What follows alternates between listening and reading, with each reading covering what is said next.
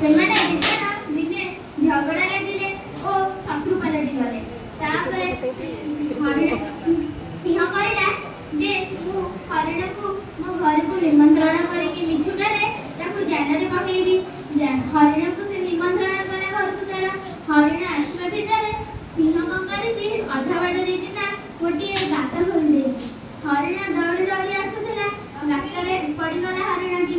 ତାପରେ ସିଂହ ଆସିକି ହସିଦେଲା, କହିଲା ହରିଣ ମୁଁ ତତେ ମିଛୁଟାରେ, ତୁ ମୋର ଶତ୍ରୁ, ମୁଁ ତତେ ମିଛୁଟାରେ ଡାକିଥିଲି ମୋ ଘରକୁ ନିମନ୍ତ୍ରଣ କରିଥିଲି ତତେ ମୁଁ ଜାଲରେ ପକେଇବା ପାଇଁ, ସେଥିପାଇଁ ତୁ ଜାଲରେ ପଡ଼ିଗଲୁ।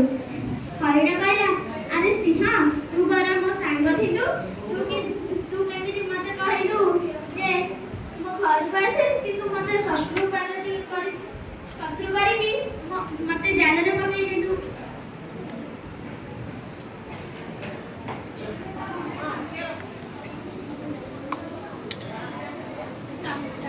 ହରିଣ କହିଲା ହଉ ଠିକ ଅଛି,